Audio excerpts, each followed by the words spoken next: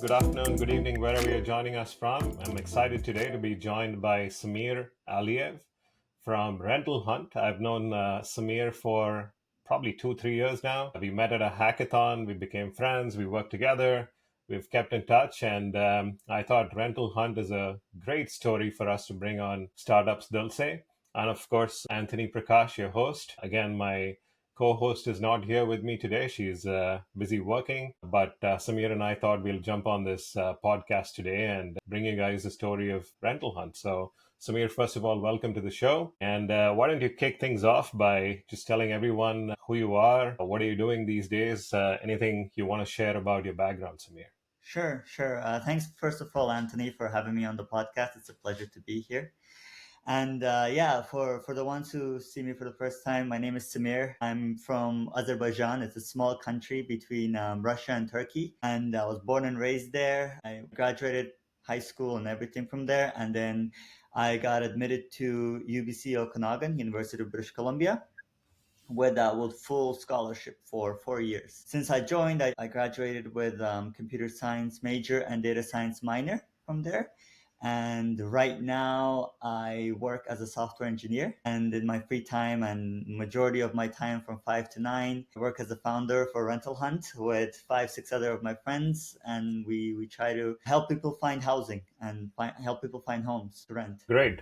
So thanks, Samir. So let's talk about that right away. I mean, when you help people find homes, if I understand the background correctly, I mean, you went through sort of an issue of finding good homes even when you were a student in British Columbia. What are some of those sort of issues that you ran into or your friends ran into that actually prompted you to say, hey, I mean, this is a real problem, number one, and this is an opportunity where we can actually solve for. There's nothing out there that we should build to solve for. Can you paint a picture maybe?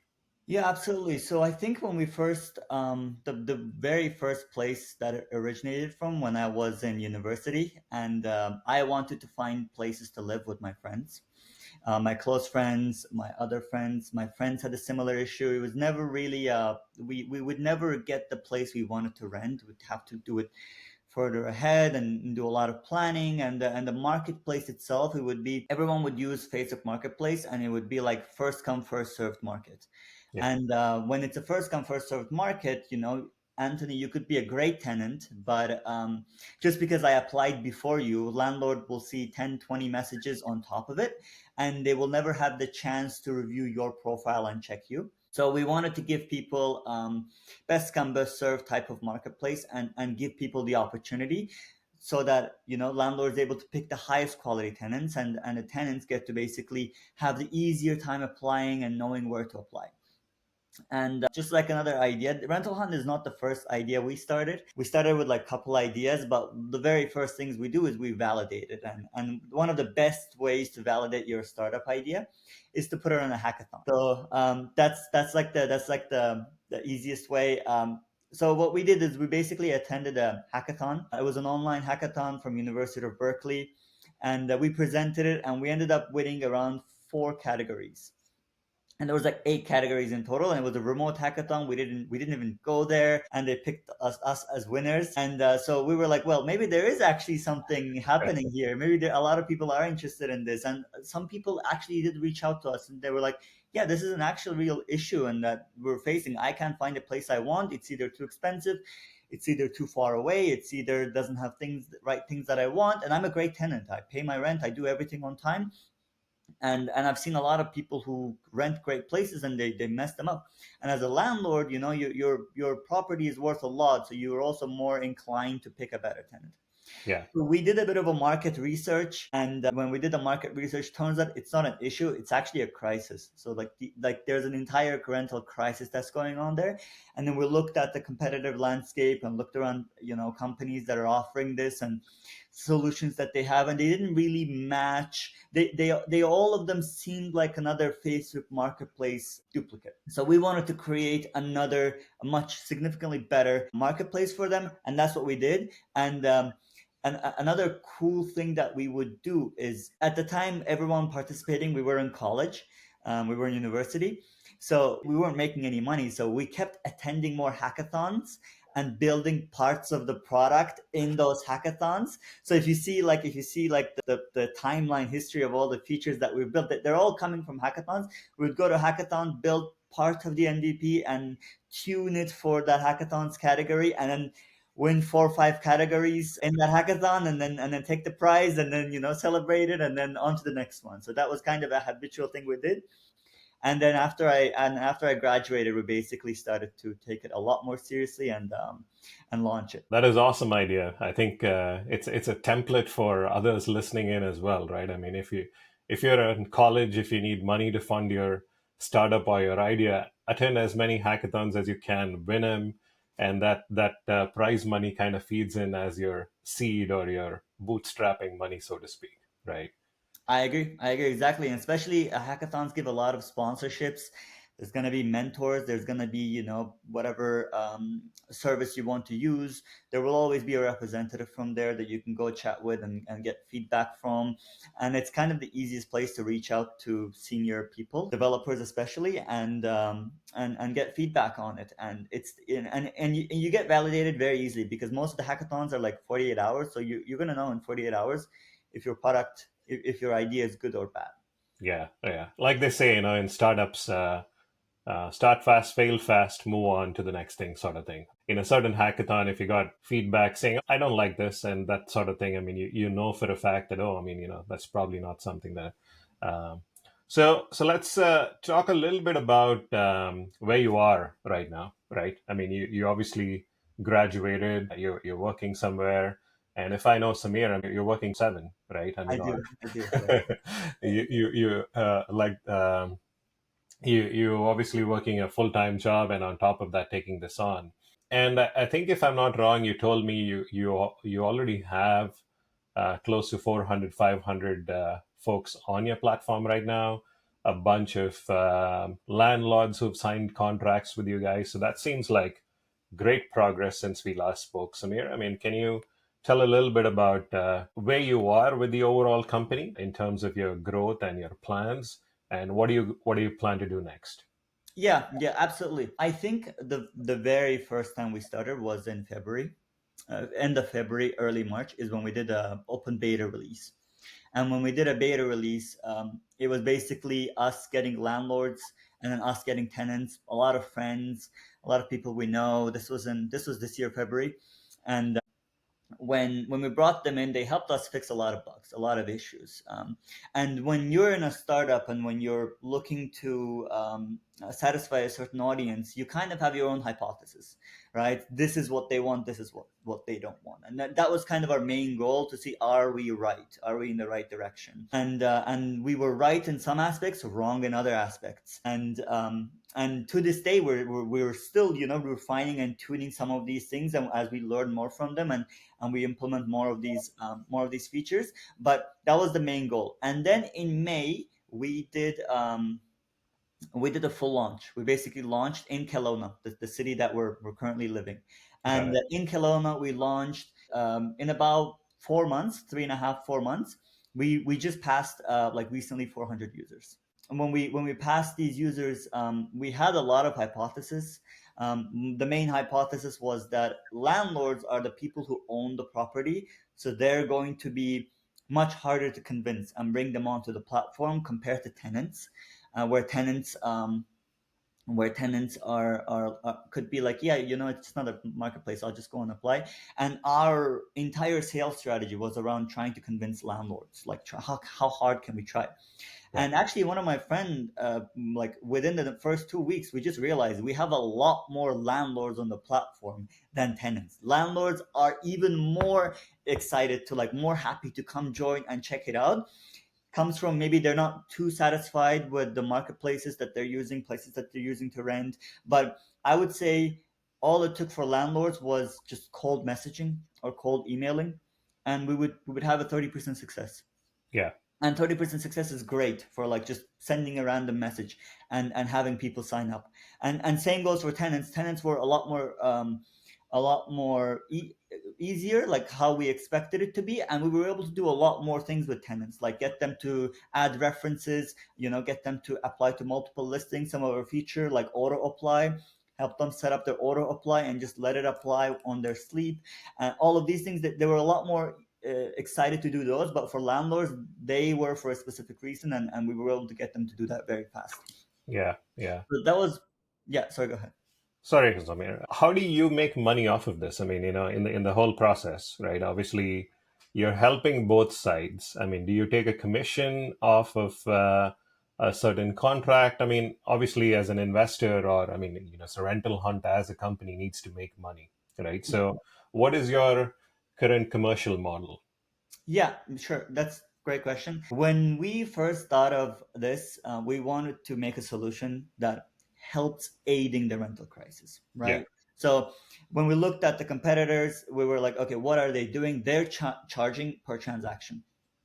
When they're charging per transaction, they didn't grow as large as we wanted to see them to be. So that's why we were like, that's a great opportunity for us to get in. So Rental Hunt actually doesn't charge for transactions. So you can sign up for Rental Hunt. You can sign up for Rental Hunt. You can apply for a listing. You can schedule a viewing with your tenants. You can sign contracts, and we will not charge anything for it. And the Hmm. main reason for that is a lot of the things. If you're a landlord with one property and you want it rented, you're gonna find a tenant anyways, right? The target audience is not this one person who's renting a basement. Target audience is people with multiple properties. And so the pricing model for tenants is a feature called auto apply. Now, auto apply is a feature that you give your preferences. I want one bed, one bath. I want a listing for female only. We've had this a lot. A lot of female audience. They were like, I want female roommates. So that's another preference. A lot of pet friendly units that there's a lot of demand for them. You get to set these preferences, and you get to have certain amount of credits, and those credits expire, and you kind of have to top it up as a monthly subscription that you can do until you find a place to rent. Yeah. That's one way to, for example, we charge tenants. Another way that we charge tenants is through reference verification. So when you, as a tenant, add your references, we take some amount of time to verify these references. Half of them is automated, the other half is manual. So whenever you want your reference to be prioritized or to be verified quicker, that's another payment option that you get to kind of add in, and we get to verify your reference much faster, like put you ahead of the of others. So those are two main, and there's a couple more that we're integrating to the platform right now, but those two are the ones. For landlords, there's free for all. Again, you get to do everything, all of these things that you want to do for free. And then um, um, we have a monthly subscription model where we kind of get to enhance your listing descriptions, images. A lot of landlords, they don't upload the highest quality photos. We get to post your listings on different marketplaces, and Yeah. we also get to run ads on your listing on different marketplaces. And the benefit you get from having Rental Hunt run ad compared to you as a landlord is Rental Hunt has a lot more audience and a lot more reach. So a Yeah. dollar spent on your Facebook ad versus our Facebook ad we're going to have significantly more reach. So it's a lot more satisfying for landlords to just pay us that, and then we get to run ads, and we get to run it on specific communities that we know. Remember, we know everyone's auto apply as well. So all these auto applies, we get to connect them with you one to one directly Yeah. and get that sorted. So that's another monthly subscription we have. And another one is basically let us take over. We'll Yeah. basically record all the tenant interviews. If you're someone with a lot of properties, we could just take that listing over from you, and we'll just come deliver you a tenant with like an entire report of how we came to that conclusion. So that's the main pricing points for Rental Hunt. That is awesome. I mean, I think you also touched on a lot of cool features there. I mean, in a way, you're doing a little bit of matchmaking as well, right? Based on what the tenant wants, what your landlords want, and you're automating that process. And speaking of automating, I mean, a lot of landlords prefer pen and paper signatures, right? And once you sign that particular contract, you don't know where that contract is. Yes, you have the DocuSigns of the world and everything, but even with DocuSign, if I want to look at my contract, unless I've saved it somewhere, right? You got to go check your email to see, oh, when did I sign, what did I sign for, and all that good stuff. And I mean, imagining in my head, I mean, you're automating all of this, making it a central repository as well for both sides to come in and see, what has happened history wise, who's approved it, or, how many references have you approved, and all that good stuff is all in one place, right? Am I on the same page as to what Rental Hunt does, Samir? Exactly, exactly. And one of the things that now that you've touched on signing contract is my best friend Aman and I, we used to be roommates. We managed to be roommates for 3 months. And we were signing contract with our landlord, and we had a. I'm getting back to your point on signing contract is a lot of scams happen in the marketplaces as well.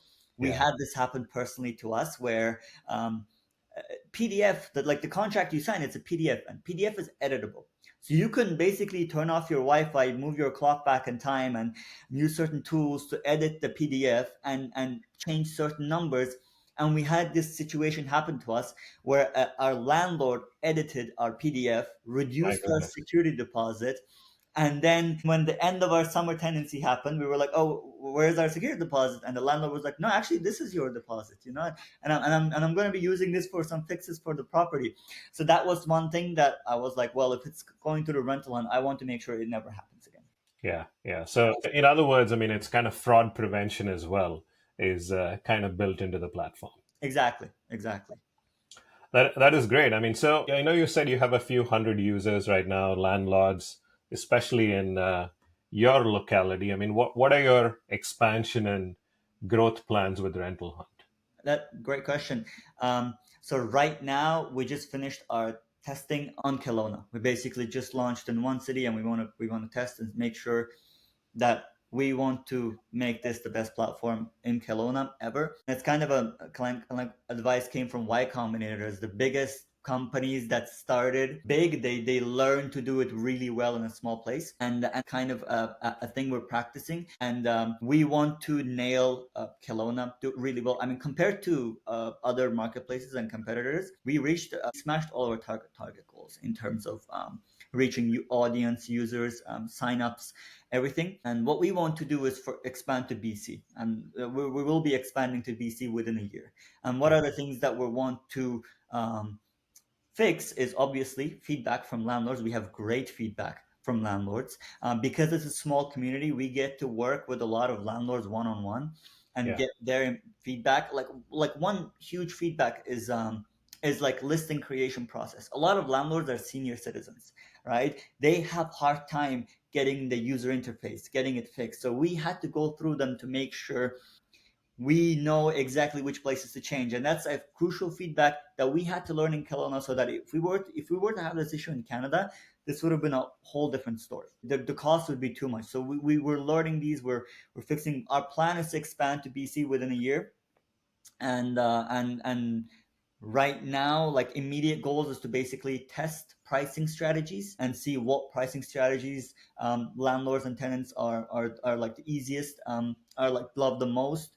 And we're also trying to have conversation with property management companies and see how we can attract them, and how we can have be on make some sort of deal with them, and see where we can both benefit from this. So we're kind of on track for this, but in terms of expansion, I would say within a year we should be in multiple cities, at least Vancouver. beautiful. So let's pivot a little bit, Samir. You've talked enough about Rental Hunt. I mean, and like I was saying earlier, you've been an inspiration. I mean, ever since I met you, I mean, how you juggle things and you do things. I mean, the way you approach things. So for people who don't know you, I mean, you obviously mentioned Azerbaijan. I mean, how did your passion for technology, and then maybe from technology going into being a founder, saying, oh, I mean, you know all of us have ideas, right? I mean, they obviously say ideas are cheap, execution is hard. I mean, you need a lot of willpower to say, okay, I'm rolling my sleeves and jump into this, and trying to tackle this instead of just complaining about it. So is that something that is you've seen in yourself to take charge and lead since you were a kid, or a spark came one fine night or one fine day saying, I want to be a founder? So just tell us a little bit about how you got that itch rather to start a company. Yeah, that's a great question. I will say that I have been into products and building things since I was in high school. The reason why I got this scholarship was the reason why I got the scholarship was in 10th grade. I built these mobile apps for international baccalaureate program, and I was in 10th grade, and I built these apps, and I would post them on Play Store, and I would ask people feedback and just build, for biology, chemistry, physics, and I would get people to sign up and use it basically, and just run small ads on them, make like a couple pennies on it, but and they got to around 20 to 30,000 downloads in total, like past like since I from 10th grade till like third year of college. They got around 1,000 downloads. So in terms of building products, um, yes, I've always been kind of into building products. Even in first year with my friends, two of my friends that are working with me, with Aman and Shabraj, we built another product called My Blossom.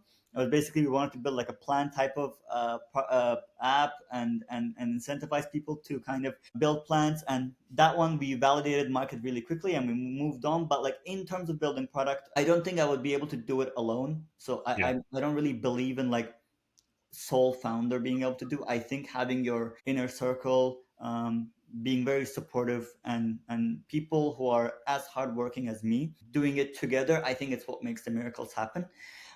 I wouldn't say like if I were to do this alone, I wouldn't be able to get to where I am. But in terms of why I'm doing it, I want to live a life with no regrets. And it's one of those things I've noticed when I was a kid. When I was born, my family was really poor, so we didn't have. My mom and my dad, they gave me to my grandparents. It's kind of like a habit thing. It's like you give your kid to the grandfather, and while you maybe work and make some money. And when I was a kid, when I used to hang around with my grandfather, for like 9, 10 years, I was with them, on the weekly. um, I would see a lot of senior people. I would see a lot of like old people in their 70s and 80s, and all they would talk about is regrets, right? Because their time is past, they don't have energy, they don't have ability to do what they wished for in their life. And I think from like a very young age, from like the age of like 1 and 2, I kind of had that engraved in me, is that as long as I have energy and as long as I have life in me, I want to do things that I want to do. Yeah. And to me, it's more satisfying to do something and fail it myself than to take someone else's advice and fail it from them. So that's one of the things that like things I live by. So like why I do it because I can. Building apps is like kind of a passion, I like building products that people love, and I have the willpower to do it. And I'd rather pull all-nighters on this than to do things based off of someone else's advice. So that's why I'm able to push through. And I have the same people with same mindset, like people that are working with Rental Hunt right now. Like, we have Aman, we have Shabraj, we have Partha, we have Marwan. All of these people, we basically work this hard because we share the same goal and same vision. And it's about finding like-minded people that can push you further, because alone you will not be able to do it. Yeah, beautifully said, Samir. I'll remember this conversation. I mean, and it echoes with me as well. To your point on you growing up with early age with your grandparents, it happened with me as well because my parents were working. So until 3 or 4, it was my grandparents who brought me up. I mean, only when I was ready to go to school, I moved back to the city with my parents. So my parents would come and see me every week or whenever they could. So I totally understand what you mean by that. But I mean, you've gone far and beyond there, from learnings from your childhood to put together some ambition and put together a mindset that really works for you. And to your point, I mean, I totally agree. I mean, you need to have the right set of people around you, right? I mean, if you have people who are always pulling you down or going to critique you, I mean, that just doesn't help, right? Even if you have the brilliant idea. So I commend you for all of that. So I know you like building products. You're also the founder and CEO as well. I mean, which do you like better? Which hat do you like better? Personally, most of the time I like coding. I like programming, and I like I building. would have said that, So Yeah, I like that most. And it's also specifically because I would say my strength is managing people as well. So there's a lot of people in the team, that I am know some of their strengths, right? So if I were to, for example, bring in an investor or talk to an investor, um, one person in the team, we have Aman. He's great with people. Like, even though I am the CEO, if I were to have one person, faith in one person to convince someone to bring to the team, I will straight up go and ask Aman, for example, Yeah. because he's just like, it's about, like, the if we're all coming together and our goal is to make the company bigger, you kind of have to get rid of the ego and pick the one who's like just hands down better. And Yeah. I will send him, and he's never proven me wrong. Every single time he's done some wonders. So I'm happy with it. And if there were to some a bug that's happening, or like some issue that's happening, I'm the first person that people call. Like, there's a huge, we had someone who just kept hitting our servers one times, and we're trying to figure out who it is. Like, that's the first person people call. And in terms of whether it's founder, I like that title.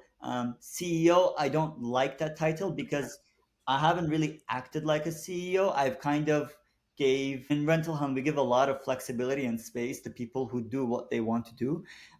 So I will tell people to do certain things, but majority of the time, it's a very group discussion that we come together. And these people that have been through with me, through thick and thin, I don't see myself necessarily giving orders to them, but it's people that I fully respect, and I like to keep it this way, because a lot of them, they bring up valid points and good points, and it's part of being a startup is being able to challenge each other, Yeah. and being able to challenge each other, and raise your own voice without necessarily feeling scared. So if I were to pick one, I would code a lot, most of the time. But yeah, I would say not that CEO, but founder. Founder sounds like a great title. I mean, and what you're saying goes back to the culture you need to build as well, right? I mean, in one of the episodes, someone told me about a founder being authentic. Samir being who Samir is, and then not trying to be somebody else. If you believe in something, just roll with it, right? So I think you're echoing sort of the same sentiment, and love what you guys are doing, Samir. So thanks so much for jumping on, telling us about the Rental Hunt story. I'll always be cheering for you guys. So wishing you guys the best of luck this year, and wishing you guys a lot of growth, expand across BC and everywhere else. So all the best to you and the team, Samir. Thank you so much, and it's a pleasure having you with me. And thank you so much for giving us the opportunity to talk about Rental Hunt, and everyone, and our progress. And hopefully, maybe we'll have one of these in a year later, with much larger audience, and much larger, your podcast having much larger audience, and my Rental Hunt having a much bigger user base as well. Yeah, that's a win-win. Thanks so much, Samir. Take care. Thank you. It's a pleasure. Bye.